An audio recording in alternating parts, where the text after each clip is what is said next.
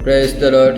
जय मसीह की फिर से आप लोगों को प्रार्थना जीवन चैनल पर स्वागत करता हूँ। आज का पवित्र बाइबल वचन है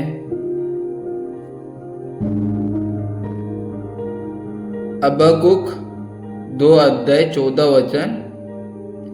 क्योंकि पृथ्वी यहोवा की महिमा के ज्ञान से ऐसी भर जाएगी जैसे समुद्र जल से भर जाता है। अर्थात यह भविष्यवाणी है कि आने वाले समय में संसार के हर कोने में परमेश्वर का ज्ञान और उसकी महिमा प्रकट होगी। जैसे समुद्र में जल सर्वत्र फैल रहता है, वैसे ही परमेश्वर की पहचान, उसकी शक्ति और महिमा सब जगह प्रकट होगी। यह वचन हमें आशा देता है कि पाप और अंधकार के बावजूद अंत में परमेश्वर का सत्य पूरी पृथ्वी पर छा जाएगा। होशे 4:6। मेरे ज्ञान के न होने से मेरी प्रजा नाश हो गई। तूने मेरे ज्ञान को तुच्छ जाना है, इसलिए मैं तुझे अपना याजक रहने के अयोग्य ठहराऊंगा, और इसलिए कि तूने अपने परमेश्वर की व्यवस्था को त्याज दिया है, मैं भी तेरे लड़के वर्गों को छोड़ दूंगा। अर्थात परमेश्वर की प्रजा इस्राएल नाश हुई क्योंकि उन्होंने परमेश्वर के ज्ञान और उसकी आज्ञाओं को छोड़ दिया। याजक को आध्यात्मिक अगुवाओं ने भी परमेश्वर की व्यवस्था का आदर नहीं किया, इसलिए उन्हें दंड मिला। ये चेतावनी है कि यदि हम परमेश्वर के वचन को तुच्छ मानेंगे तो परिणाम गंभीर होंगे, न केवल हमारे लिए बल्कि आने वाली पीढ़ी के लिए भी है। यह हमें सिखाता है कि परमेश्वर का वचन और ज्ञान जीवन का आधार है। दूसरा पत्रस 3:9।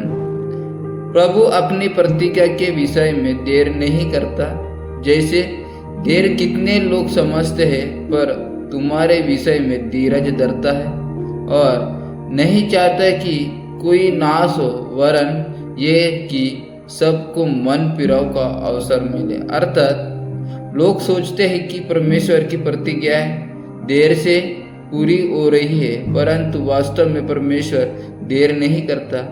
वो इसलिए प्रतीक्षा करता है कि वो चाहता है कि हर एक को पाप से मन फिराने और उद्धार पाने का अवसर मिले। परमेश्वर की धीरज का अर्थ यह नहीं कि कमजोर है, बल्कि ये उसकी दया और प्रेम है। ये हमें पश्चाताप और तैयारी का अवसर देता है। 1 तीमुथियुस 2:4। वो यह चाहता है कि सब मनुष्यों का उद्धार हो और वे सत्य को भली भांति पहचान ले। अर्थात परमेश्वर की इच्छा है कि कोई भी नाश ना हो, बल्कि हर इंसान उद्धार पाए। उद्धार केवल यीशु मसीह के द्वारा संभव है। परमेश्वर चाहता है कि लोग केवल धार्मिक रीति रिवाज ना करे, बल्कि सच्चाई को जाने और परमेश्वर की सच्चाई में जिए। ये वचन हमें परमेश्वर की सार्वभौमिक प्रेम योजना को दिखाता है। उद्धार सबके लिए है, केवल चुनिंदा लोगों के लिए नहीं।